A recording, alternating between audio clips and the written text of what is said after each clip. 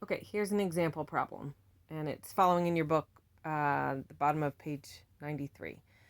So we are given some ascorbic acid, a sample of it, and it is otherwise known as vitamin C. We are given the total mass of the sample, and we're also given the mass of each of the elements in it. So we know there's H, hydrogen, C, carbon, O, oxygen in ascorbic acid, and we know the amount in grams of each of the parts. So what they're asking us to find is first the percent composition of H, C, and O, the separate elements, and then from that information, determine the empirical formula. And the empirical formula, again, a formula is a recipe. We know that ascorbic acid contains carbon, hydrogen, and oxygen. We just don't know how many atoms of each, and that's what we're trying to find out. That is the empirical formula. And it may not be the actual numbers of carbon, hydrogen, oxygen atoms, but it will be the ratio of them, the lowest possible ratio. That's what the empirical formula is.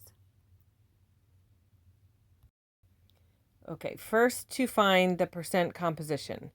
Percent composition, we're going to put the mass of the part or the element over the mass of the whole. So for each of the elements, we're going to put, the mass given for the part and then the total mass, which we find up here of the ascorbic acid. So part over whole, part over whole, part over whole.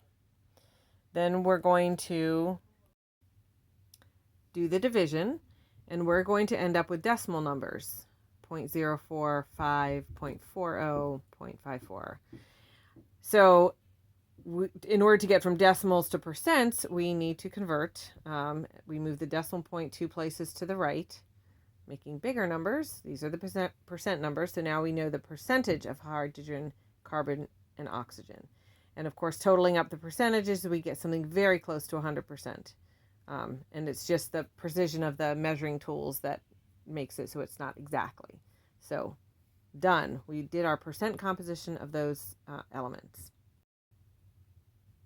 Quick math review. Remember, when going from percent to decimal, you move the decimal point over 2 places. 100% is equivalent to 1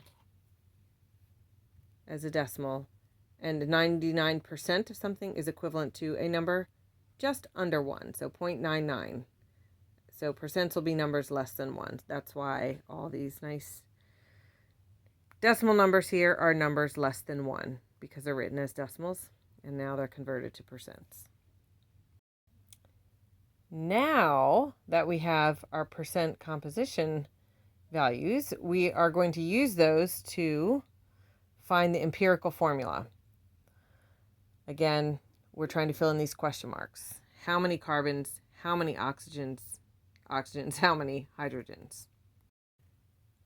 Here's a little commercial break. They gave us the grams in the order of HCO, I believe, but the answer is going to be in the order CHO. So I just wanted to show you that I think the reason they do that is because if you draw this molecule out, knowing what you are going to know about chemistry, this is how you would do it.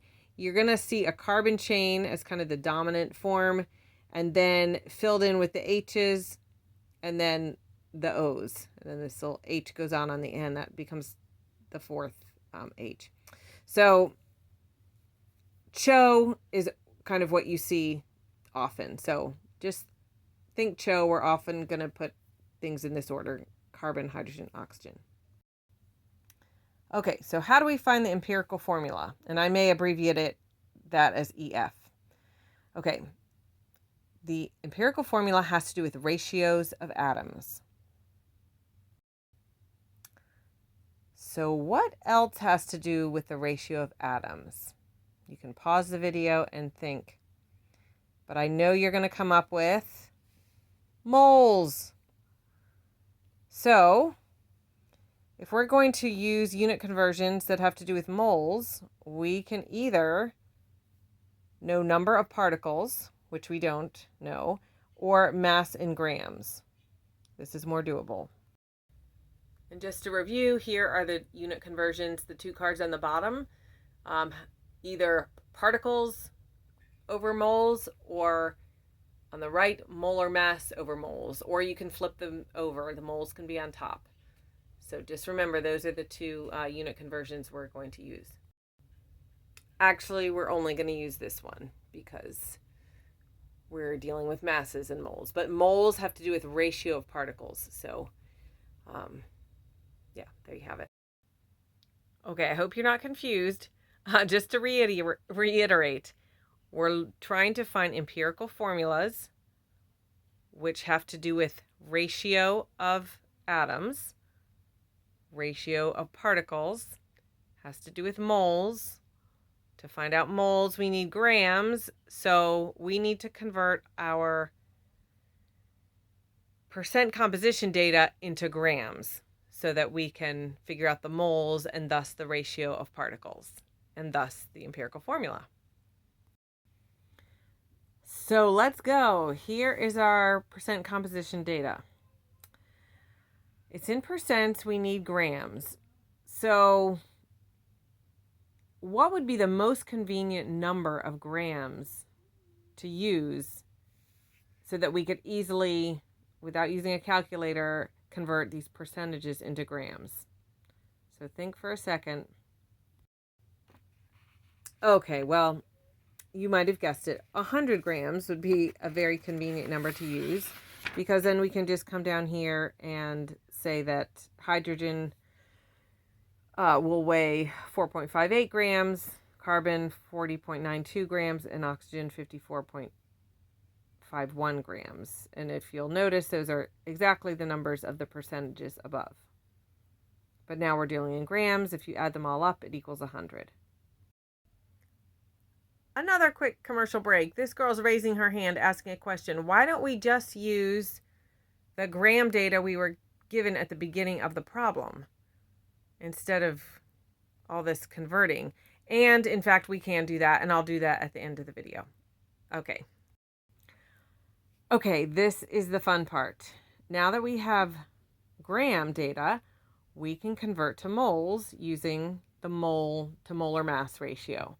So we're going to put all these over 1, as you know I like to do. Okay. And we're going to use the unit conversion that has 1 mole equals the molar mass of hydrogen, which if you look in the back of your book at the periodic table, you have that. Okay, I write much more neatly without trying to record. So I wrote in the rest of those molar mass ratios. You should recognize this by now, the carbon molar mass and the oxygen molar mass. And now we will do the calculations.